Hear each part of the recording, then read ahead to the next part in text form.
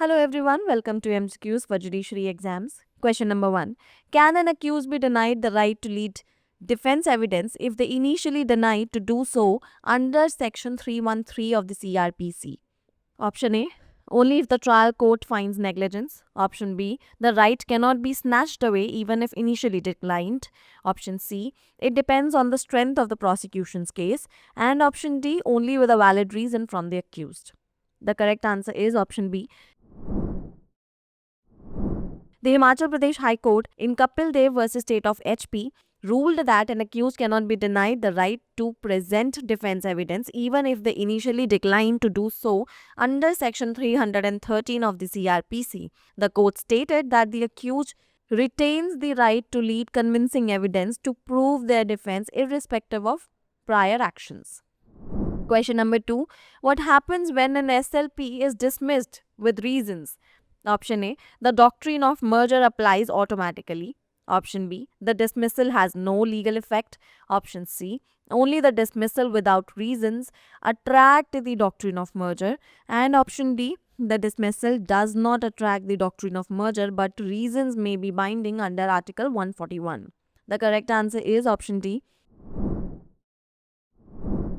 The Jammu and Kashmir and Ladakh High Court in the case of Union of India versus MSD Khosla and others ruled that the dismissal of an SLP with reasons does not invoke the doctrine of merger. However, if the reasons provided by the Supreme Court amount to a declaration of law, they are binding under Article 141 of the Indian Constitution, applicable to all courts and tribunals across India.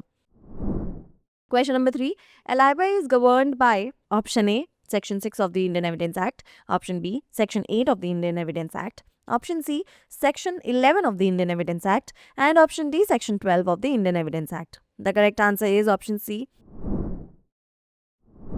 Section 11 of the Indian Evidence Act deals with the concept of LIB, which is a legal defense where an accused person claims they were somewhere else at the time a crime was committed. This section allows for facts that are not otherwise relevant to become relevant if they prove or disprove the accused's presence at the crime scene.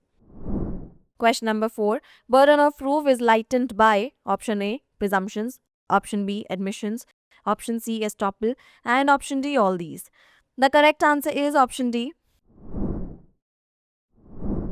Presumptions ease the burden by allowing certain facts to be accepted without direct evidence until disproved.